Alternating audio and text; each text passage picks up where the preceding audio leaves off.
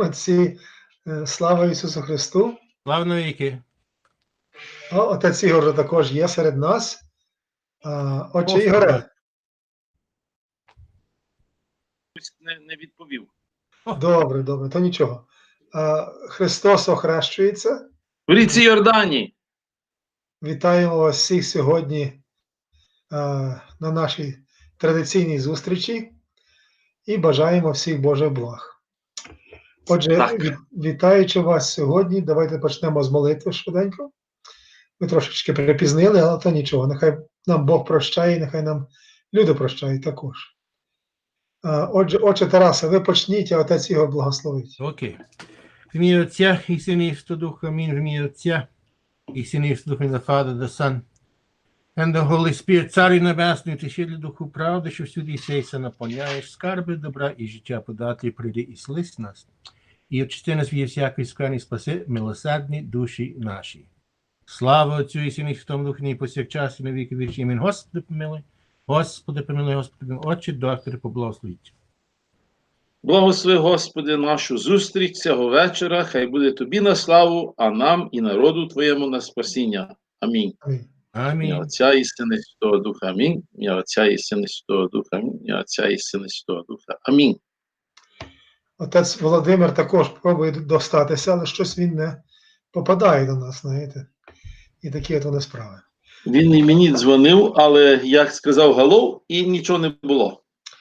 Окей, так як завжди, будь ласка, давайте нам знати, які ви мови бажаєте, щоб ми мали розмову, і ми в цій мові будемо мати нашу розмову. As always, please... Татку! Дай Боже здоров'ячко! As always, we're asking you аж три татки. to please let us know that which language you would like us to use, so we'll try to accommodate you to the best of our abilities. Сьогоднішня наша зустріч якраз буде мати розмову трішечки про жінок і роль жінок в наших церквах, в наших храмах. І так само будемо мати розмову про жінок у Біблії. First of all, I'd like to Скаже нам чекати. Ну, а ви продовжуйте. First of all, we'll try to have a conversation tonight about women in the Bible as well as the role of women in our church. And we are very blessed that Otas Igor Kutash, who is a professor of theology, is with us today. You know, if we make a pohybki, if we make some errors and mistakes, hopefully he'll correct us, and hopefully something we'll learn today. And we're also going to be talking about women in the Bible as well. But before we do that, I see that Margot is here. From Ottawa. So Margot, it's good to see you. I just wanted to mention that it's interesting, you know, because people are asking more us how to get the holy water, you know, what would be the proper way or channel of doing it. And I wanted to start myself from Ottawa because in Ontario, probably right now, the toughest or the strictest rules for that, we're allowed only up to 10 people in the church. Even though we got a letter from the government saying that, you know, try to restrain as much as possible, try to go only online if it's possible. It's basically what government kind of puts a direction in, but we are allowed to a maximum of 10 people. So we bless the water on Tuesday night and on Monday night and Tuesday morning. And we have lots of holy water, and we'll be distributing that water amongst the people. I know that some people call me, and I drive, and I drop it off. And we will also distribute it this Sunday between 12 and 3 in our church. For those who would like to come and pick it up, we'll give them the holy water as well as we'll give the a candle too for the prayer for blessing of their own homes. That's what I want to say. For now, for the time being, until the quarantine is still in the progress in Ontario or in Ottawa in particular, I want to talk about Ontario in general. I will not be able to visit people's homes because of that restriction. So once again, my sincere apologies. but you can pick up the holy water, and I send a rite of blessing of homes with the family. So please, Father Vlad, you have sent me a copy in Ukrainian and in English. So please come get the holy water. Please let me know. I'll drop it off for you. But I wanted you to actually. We'll just wait till and see what the government says. Let's see. How do you do that? Ihora. I blessed the water in church. I was the only one there when I was blessing it. But the water is there, and we do have a couple that live right in the church. Well, at the back of the church, there's a residence there. They kind of look after things there, and so people have their phone number. They call them, and they come. And I tell the people to go and bring their own containers, and they go and pick up the water. So a lot of people have done that already. Wow. Okay. And I'm sending out a letter on Monday to the effect that that we can't at this point. We are not supposed to go bless the homes, but that I would welcome very much people to call me about anything that they would like to talk about. And as a matter of fact, I've even done confession for a few people on the phone. Wow. That's pretty awesome, actually. Thank you. Ocha Tarase. Well, sorry, Ocha Valdemar, I didn't want to ignore you, but that's Taras is the. Так, будь ласка. Ivan Romanko is asking if calendars available. Yes, calendars are available. And Yeah, you're lots more of than welcome calendars. to pick up the calendar as well in the church. Yes, we have them as well. So they're $10 each. Отче Тарасе, прошу вас. Те, що робиться тут у катедрі, також я знаю in other of the churches, Regina, Prince Albert, All Saints, тут у Saskatoon. Ми світили воду у понеділок вечір. І в вівторок також ми мали службу Божу на свято. But we didn't bless water because we blessed so much on Monday night that we probably will have enough blessed water for the year. Люди брали вже, поступали. В понеділок вечір we had a drive-by where we were handing out the bottles as we were outside, myself and the church president, and we were handing out bottles of water, blessed water. І також і календарі. And again, we'll be doing it tomorrow morning. Same thing, blessed water and календарі. Вже люди дзвонять, чи можливо, щоб я приїхав відвідувати їх. And I said, just give me a week and a half, 2 weeks until things get organized for myself. And I think it'll be more or less the same what Otec Volodymyr was saying. But the thing is, like Otec Dr. Ігор, люди просять, щоб приїхати до церкви, засвітити свічку, запалити там, також і сказати молитву, різні, знаєте, молитви, помани, memorial services. I still do that. They call me and I will go to the church and I will meet them under strict regulations where, of course, as usual, masks, washing of hands.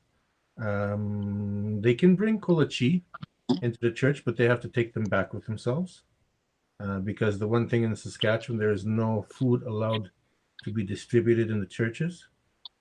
As long as we do everything within the guidelines, I think that we are safe. The most important thing is that because of this new strain that's coming on, there's still many people, they're just concerned, I would think, maybe a little bit careful or scared.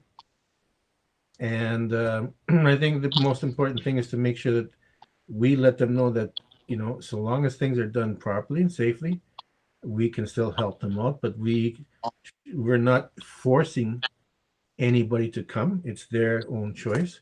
So, I mean, we will have, like for the last 3 Sundays, we had the church, the liturgies were just live streams. We had no open to the public liturgies. It was just something that we decided to do on our part because of the heavy English Christmas celebrations that people were not, following the guidelines. There was a lot of visiting going on, and there was a bit of a spike, numbers after English Christmas. So we just wanted to be safe, and the numbers are slowly starting to come down. I mean, it's far from, acceptable, but we're gonna allow public again on Sunday. 10, 12 people. We'll see. They have to register. And так як отець Володимир казав раніше, we have to be there to serve the needs of our faithful in a very careful way. So we still are priests, and we still somehow have to help without, getting ourselves into any health problems. Just good example, капелянство. Зараз є в Україні війна, і там серед тих солдатів стоять капеляни, священники, які не відмовляються, небезпека, може куля попасти і так далі, вони є там. То саме зараз в умовах пандемії. І людям кажу, що окей, бути в маску, тримати дистанцію, помити руки, але я намагаюся все ж таки в цих умовах послужити їм. І я вважаю, що це дуже важливо в цей момент. Дуже важливо. І я не відкидаю тої, скажімо, того карантину. I not refuse. I'm just aware of that. But I feel that, especially, it's like sometimes it's a family, like family, just husband or daughter or son and grandchildren, maybe 2-3 people. Sometimes they ask, I think, because, if you look at, for example, I went to the store, to the Tim Horton. The Tim Horton is open. You can go to inside and take the coffee. Drink the coffee or whatever sweets. You cannot drink inside, but you can go inside. Many stores is open. Боже борони, щоб не заслабли, дорогі. We have to be, so long as we acknowledge that this isn't, some kind of conspiracy. Бо є люди, що говорять, то знаєте, що, I mean, this is all false. No, it's not false. It's real. So we have to be careful. No, I'm not saying, I'm not ignoring. No, it's not true. It's interesting that, as they announce the quarantine measures, all across Canada, in Ottawa, they extended children's stay at home for another week. It's on online studies, so that's one thing. And I've heard some interesting conversation recently on the radio, talking people saying that this disease has become a great equalizer for everybody, just to show to people how vulnerable we can be, and how what the value, and to reassess what the values are in our lives, including our lives. So perhaps it is true that it is a great equalizer, to all of us, to go back to basics, to go back to our humanity, basically, open the door to different opportunities. Okay, we're talking about the woman in the church, yeah? I hope so. I hope so. That's a very delicate conversation, by the way. Yes, but it is really, I have to be careful how we define and express and explain this as a role жінки in the woman in the church. Ну, слід сказати, що впродовж цієї історії церкви, чи єпископське служіння завжди належало, скажімо, тільки чоловікові.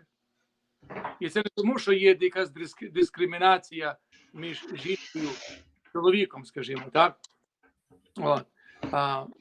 Тому що служіння, скажімо, це не те, що якась рівність чи дискримінація, значить, чоловіків і жінок, тому що служіння скажімо, саме служіння, значить, і ми бачимо це і в Старому Заповіті, ми бачимо це, скажімо, в Євангелії, належало до, так би сказати, до духовного отцівства. Тобто чи священник, він, чи чоловік, він репрезентує, чи представляє, чи особлює отця, а жінка, вона має свою роль материнства, як продовження роду, як продовження життя, і вона, звичайно, уособлює в собі образ Матері Божої, а чоловік уособлює образ Отця. Це дві різні позиції, ці дві різні ролі, які між собою, об'єднуючись, творять ту повноту. І вона має інший ціль, іншу місію служіння, і іншу, розумієте, направленість. Тому це не є, і ми маємо в Старому Заповіті, ми маємо левіти і так далі, які приносили жертву і так далі, і по образу Мелхиседека, як говориться в Євангелії, тому властиво, щоб добре розуміти, як, скажімо, в протестантських церквах, чи там якесь інше, скажімо, де жінка взяла роль бути отцем, бути батьком, бути духовним наставником. Хоча роль жінки в тому є інша, розумієте? І ми маємо прикладів дуже, є діакониси і так далі, які були в церкві, які прислуговували, які допомагали, які виконували такі, як кажуть, такі місії і працю там, скажімо, при церкві, допомагаючи бідним, приготувати до хрещення і тому. Вони були тими, так само виконували ту так би сказати, поміжну пастирську працю для апостолів, розумієте, але вони ніколи не звершували таїнство Євхаристії, тому що таїнство Євхаристії звершує священник, то є тільки образ, але саме таїнство звершує сам Господь. Він звершує, а священник, він як той інструмент, він представляє чи репрезентує Отця Небесного, Сина, тобто він є тим особливим образом Отця, і через його недостойність звершується оце благодатне таїнство священства. Можете хто щось додати, будь ласка? Ви знаєте, Отче Ігоре, хто там? if I just may add Отець Ігор якраз говорить. if I just may add something to this, when we talk about just generally прислуговувати in Ukrainian, I think it takes away from the word that we use in English, ministry in the church, right? Служіння в церкві. So я би сказав, що найкраще етимологічне слово вживати не прислуговувати в церкві, а служити в церкві. І в кожного є своє служіння, правда? And that's why we have so many different ministries in the church.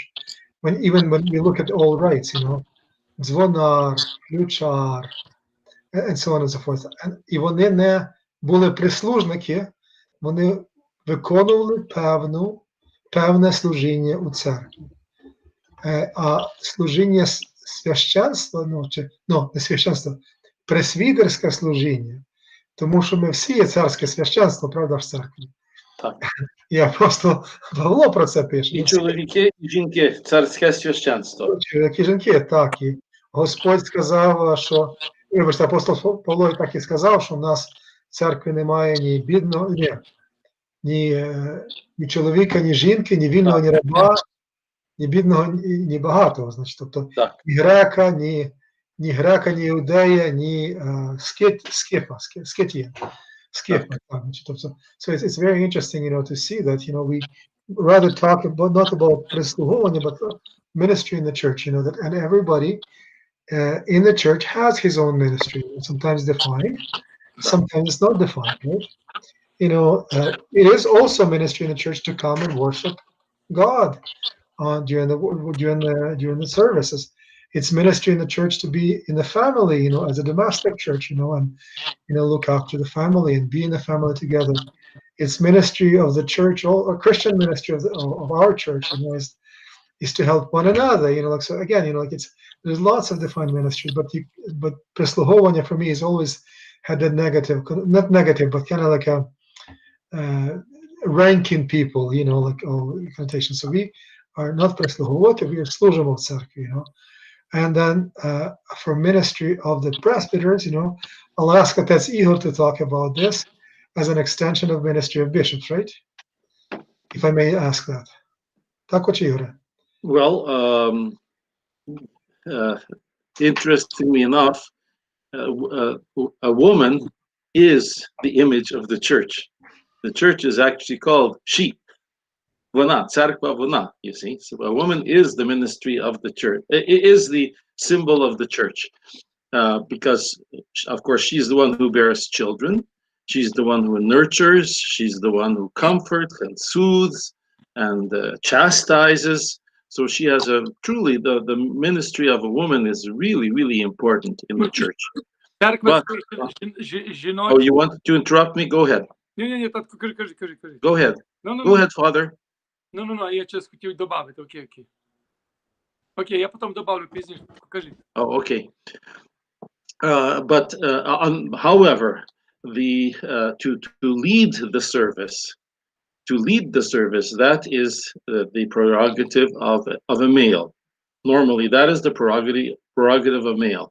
They lead the service, and the celebration of the Eucharist is the prerogative of the male, as the symbol of Christ and as the symbol of the Father in heaven. So that's the prerogative of the male. Having said that, in special circumstances, things are maybe different. For example, in Alaska, where there was a great shortage of priests, it would happen sometimes that women, particularly, there's one saint, I forgot her name. She's a very important Alaskan saint. She would lead services, of course, not using the same words that a priest would, that a presbyter would, but she would lead services. She would do baptisms. She could not do a Eucharistic service, but when the priest would come, say once or twice a year, he would do the confirmations of the children, read the extra prayers that needed to be read, and he would celebrate the Eucharist and give people Eucharist. This was because of the special circumstances of the situation there. Was it a reader service then she did, Otche? That's it, a reader service, exactly. Yeah. Okay. Yep. One other question. Do you think that there's a difference between the word prerogative and responsibility?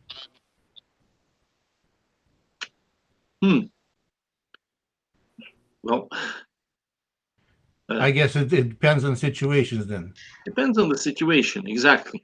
Okay. In normal situations, obviously there would be a priest and all that, and the priest would be a male and so on. But sometimes situations are not normal. Yeah, understood. Ні, але скажімо, в жіночих монастирях ігуменя очолює жіночий монастир. Вона Так. якби superior mother, скажімо, правда? Угу. І оце, що отець каже, що є випадки, що навіть випадки жінка може, якщо немає поблизу священника, може і зробити таїнство хрещення. Yes, women can do baptism if need be. Yes, as a matter of fact, I know women who did baptisms because of the fact that they were married to men who were Pentecostals, right? And they did not believe in baptizing children. They had to baptize adults. So the mother quietly did the baptism at home. And then later on, when it was possible, the priest went and did the rest of the prayers and did the chrismation. Але ці такі випадки трапляються коли є випадки при смерті, випадки, значить. Yes, if somebody is dying, of course, that too, certainly.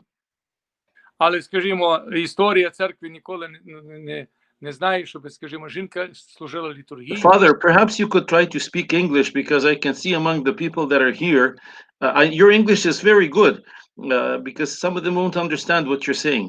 Okay, but the history of the church doesn't know any evidence that the woman, lead the service. Скажімо, чи they ordained the priest.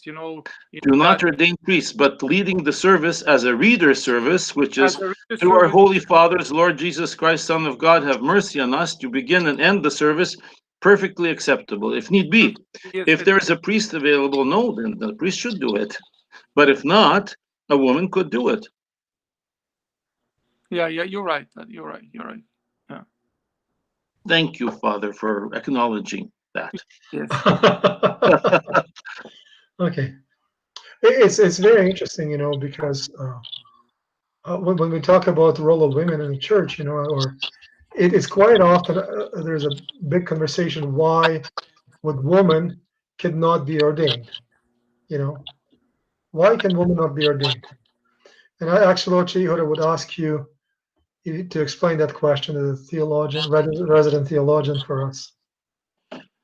Well, again, it depends what you mean by ordination. We all, by virtue of our baptism, are already priests. Males and females, we're already priests. Now, that's the royal priesthood. However, there is a special ministry in the church called the sacramental priesthood. Now, to the sacramental priesthood, according to ancient tradition, that is the prerogative for males, and not just any male. The male has to be suitable, has to be acceptable to the church, has to be acceptable to the bishop, and so on, and then they may be ordained to be a sacramental priest.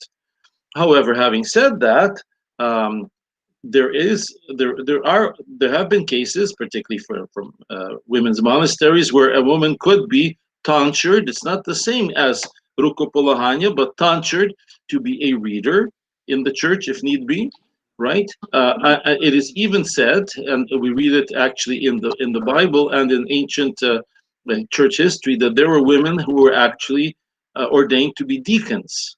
But to be deacons, they were not deacons in the sense of doing what a male deacon would do during a liturgy, where they'd be doing litanies and so on. Their diaconate, diaconia, by the way, means, of course, service or ministry. Their diaconia consisted primarily of preparing people for baptism, new converts for baptism, and particularly if it was a female that was going to be baptized, because in the old days, baptism was by full immersion. It would be the female deacon who would be assisting in that rather than a priest, because he's a male, and it would not be seen as being appropriate. Yeah, and if you look at the apostolic time and in ancient church, as was institution diaconia, institutia diaconio, was the role. You mentioned about the preparing for the baptism. Also, they were served like in preparing for the bread, for the Eucharist.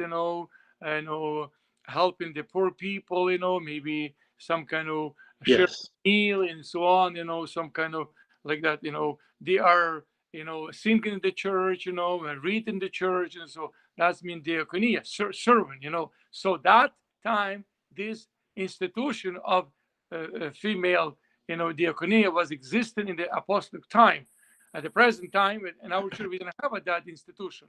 It is not. But although having said that, in the last century, there was apparently a bishop in Greece that did ordain female deacons. But again, it was not for liturgical functions. It was for helping the people in the church, for charitable work, and of course, for preparing for baptism. Mhm. And It's interesting. if I look at it in the time of Jesus Christ, we say he chose the 12 apostles, and he gave that, he ordained them, kind of like give the power to heal,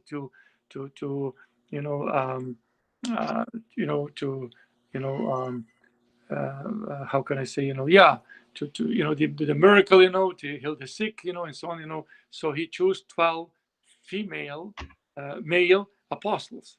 Female was not among them. Yes. Males. But interestingly enough, though, Saint Mary Magdalene, who is the one that came and told the apostles that Christ was risen from the dead, because she came to his tomb to do burial things for him and found out, hey, the tomb is empty. And then she saw Jesus risen. So she goes to the apostles and tells them, he's risen from the dead. And they didn't believe it.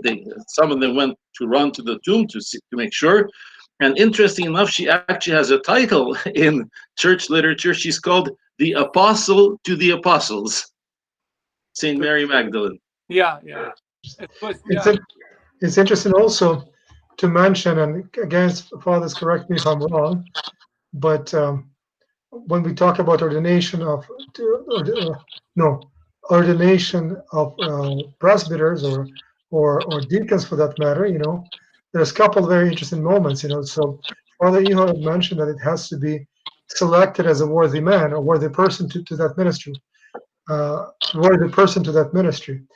and that worthiness is actually confirmed not only by the bishop or a priest, that's right, but the entire congregation, right? So the congregation, yes, right. So people. That's part of the ordination ceremony.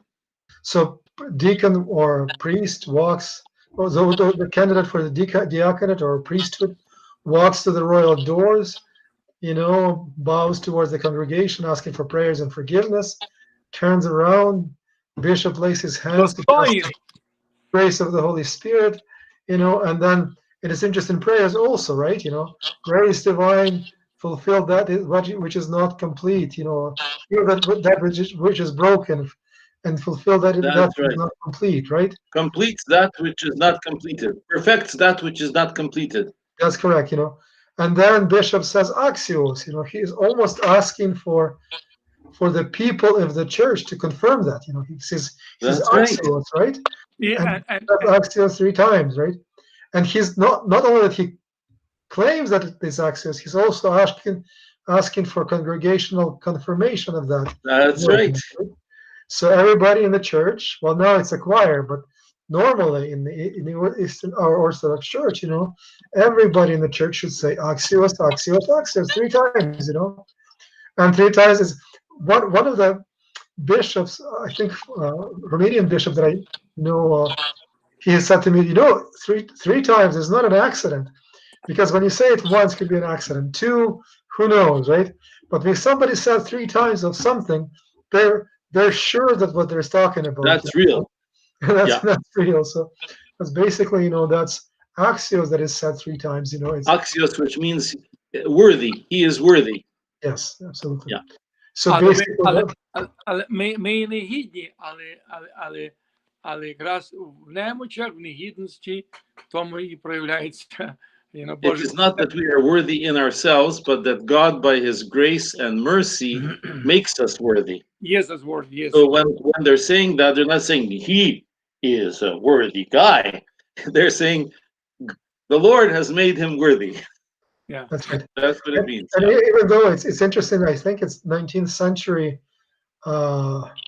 beginning of early 20th century, Berdyaev, I think, wrote about it quite extensively, about the fact that even if a priest ordained presbyter he is committing some immoral acts, the sacraments that he performs do not lose their validity. Right, Ocha? That's right, yeah.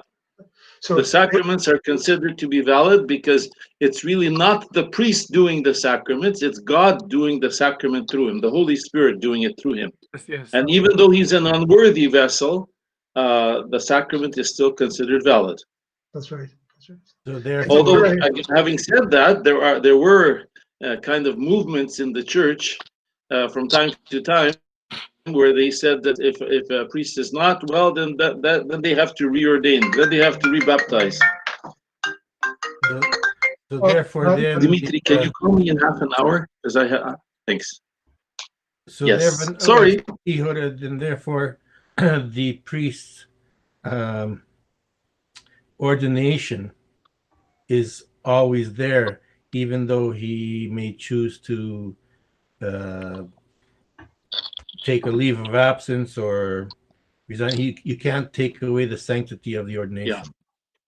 And if he returns, then he is not reconsecrated. The consecration is there. It's simply he returns to his office. So here's an interesting situation then that I had, where I had a priest who was married once, married twice. I'm not sure if it was a third time. And when he came to visit me, he wanted me to call him Oche. Well, the first few times I kind of went, well, holy, what do you do? And then I finally said, That's it. Yes. but I mean, because again, you don't lose the sanctity. You can't have the sanctity taken away from you. And Yes. especially if he's very adamant about still being referred to as a test. But is there some type of, position in the church?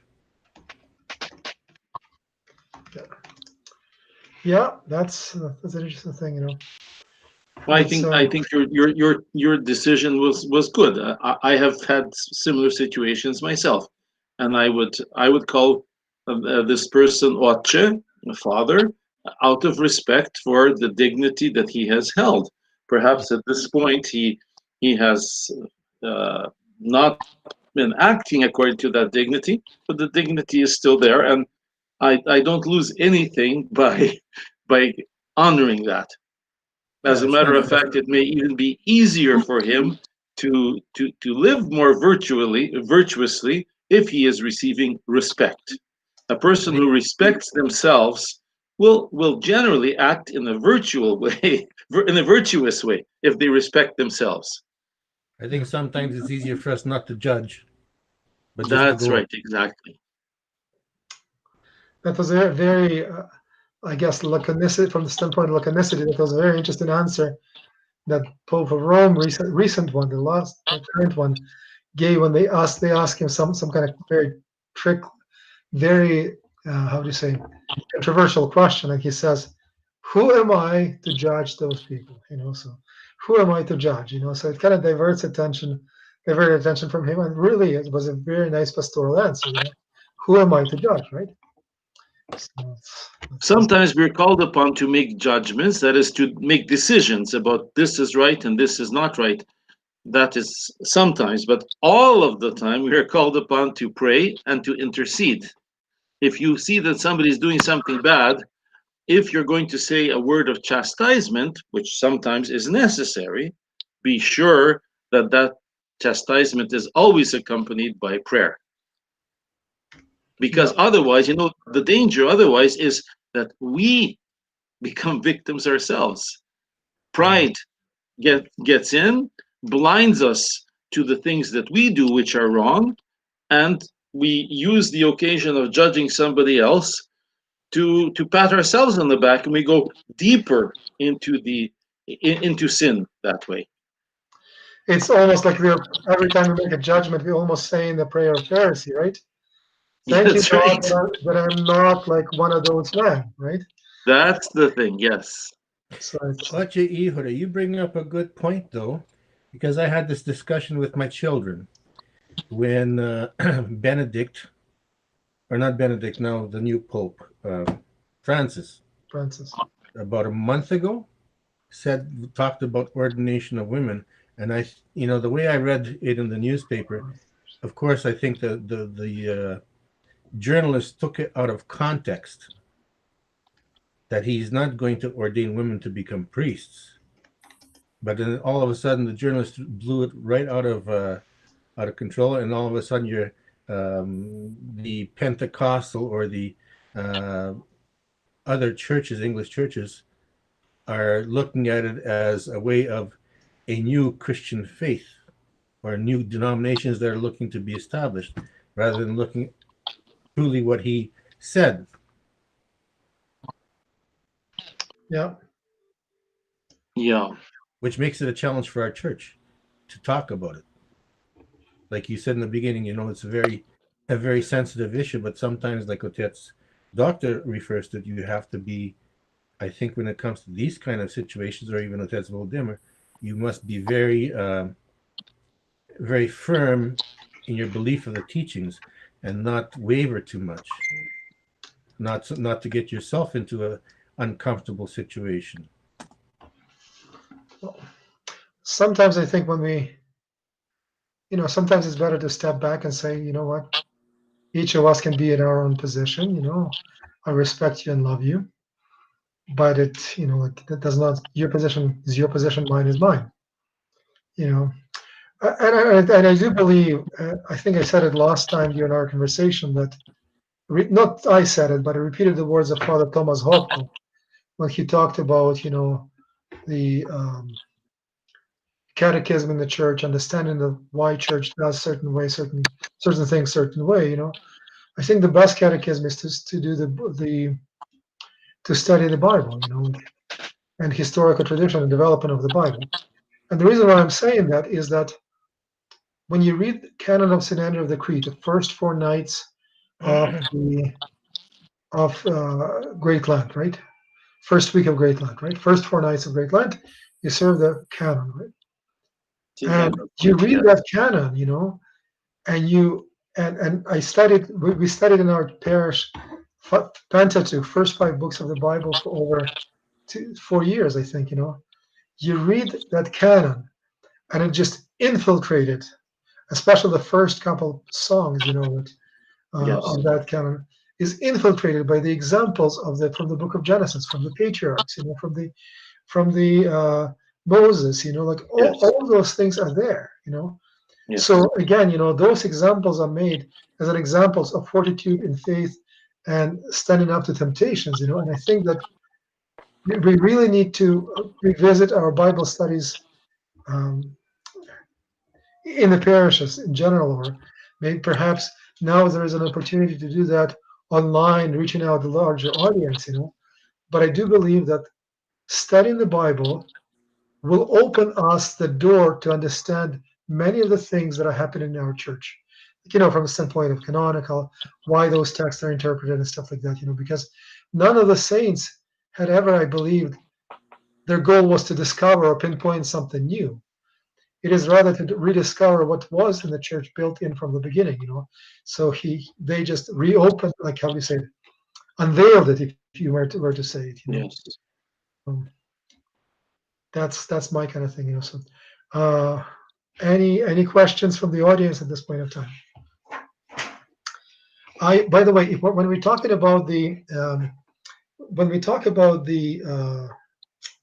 oh gosh, when we talk about the discussion of role of women in the church, I just wanted to say that if you ever listen to podcasts, and really good talker is, and I think she's from Romanian Archdiocese in the United States, is Frederica Matthews Green, right? Yes.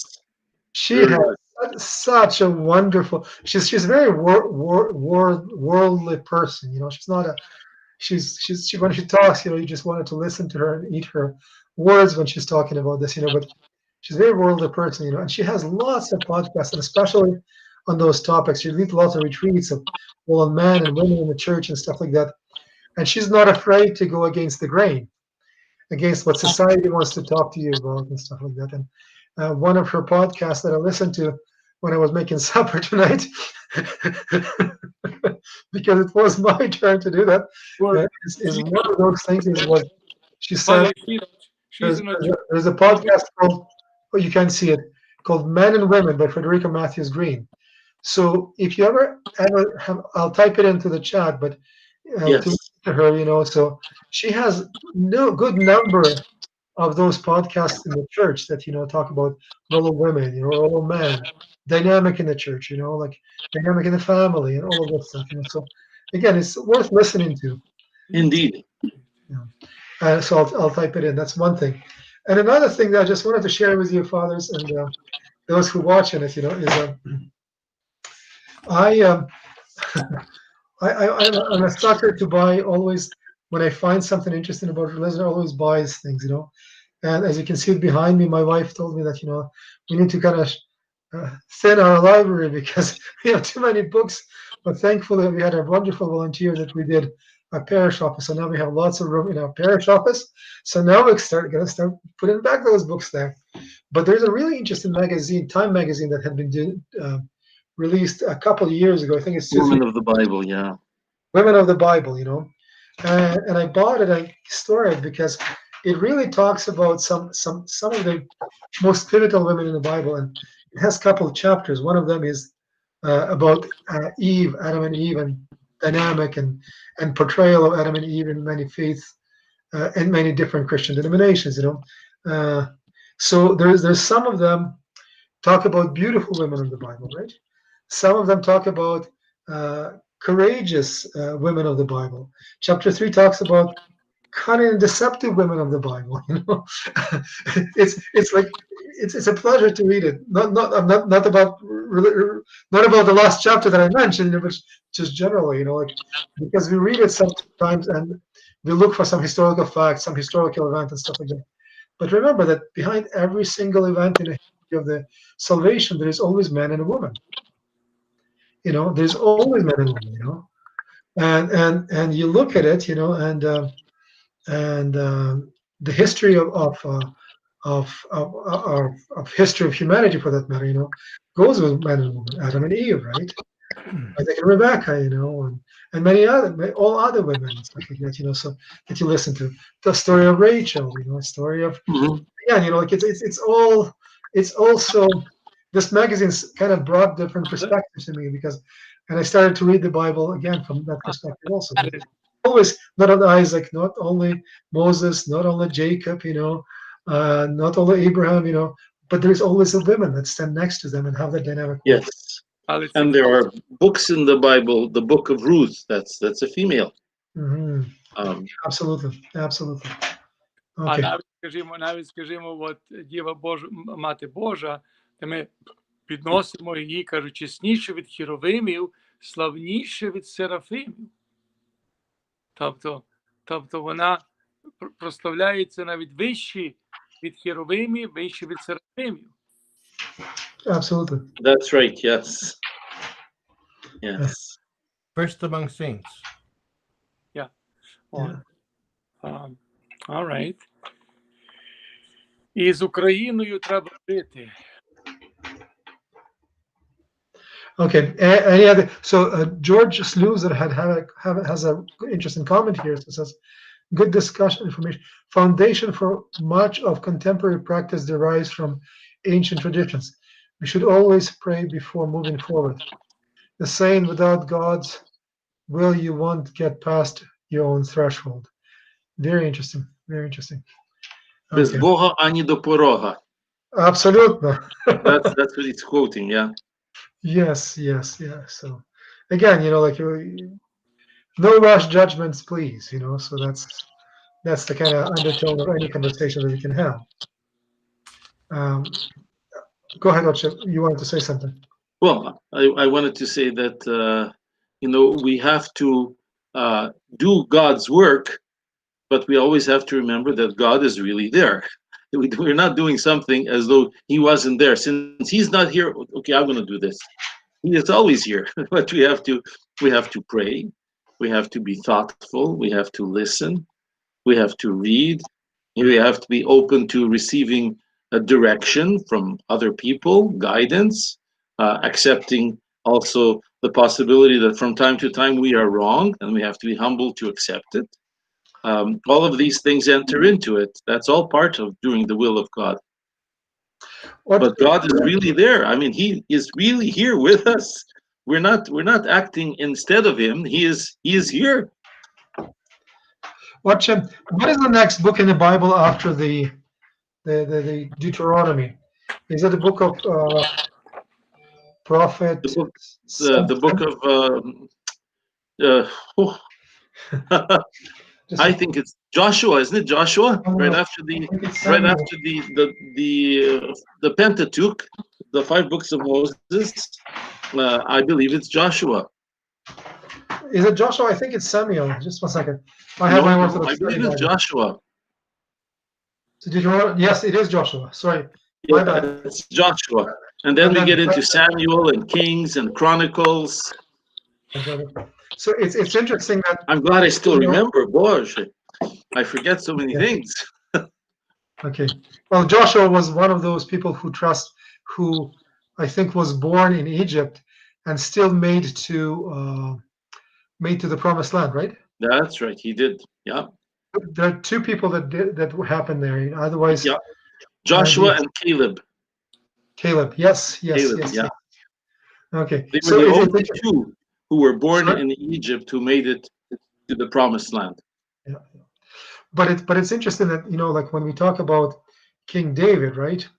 The most beautiful woman of the Bible, some people quote or consider to be, well, it's very, I think, very subjective judgment. But the most beautiful woman of the Bible was, of course, they're calling it Abigail, right? And Abigail not only was known for her beauty, but also for her diplomatic and diplomacy and intelligence, right? Because she was married to a rich man. I do believe that this is a story, right? Nabal, right? Nabal. And so she was married to a rich man, Nabal, and he was very rich, and he refused when the soldiers of David came to him to buy some food. He refused, and he kicked them out, and they wanted to kind of conspire to take that food by force, and then Abigail was the one that kind of smoothed things over for her husband. That she just went to David and says, "Hey, listen, my husband is a harsh man, but here's some food, and yes, we will agree upon that." And later on, she became a wife of David, as King David as well. So, and again, King David was known for his temper as well. So she Yeah. was the one that kind of in his footsteps, was smoothing things over around the land, kind of thing. The Ukrainians have a very good saying that the husband is the head of the house and the woman is the neck.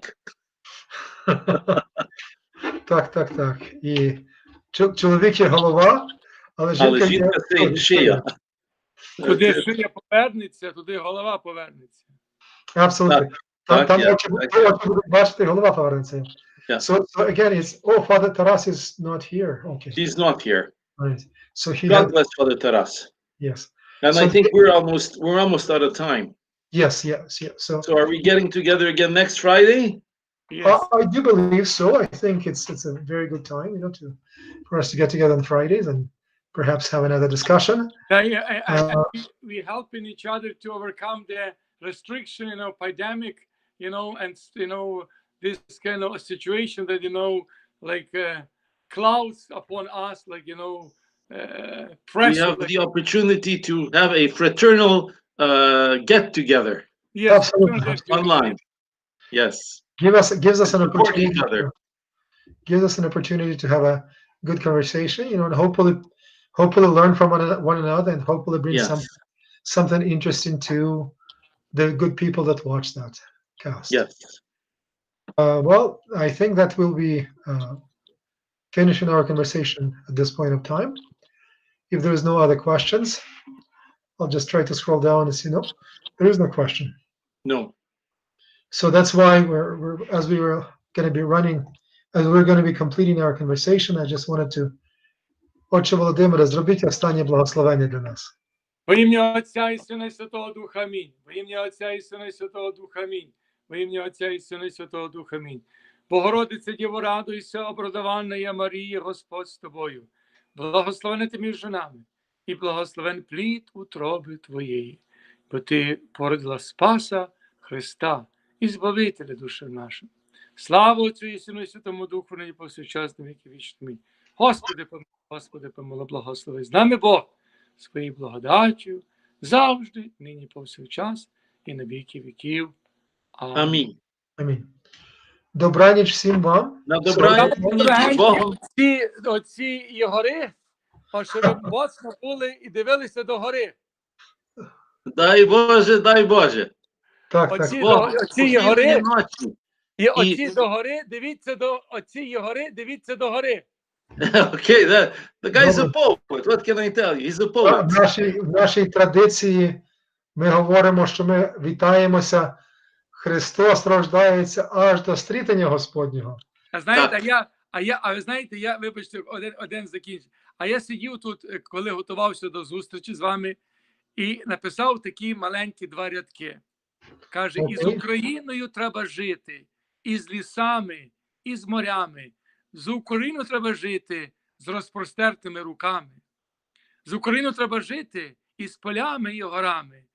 І з Україною треба жити з розпростертими руками. Прекрасно. Прекрасно. Окей. Дай Боже здоров'я. На Самого добраніч.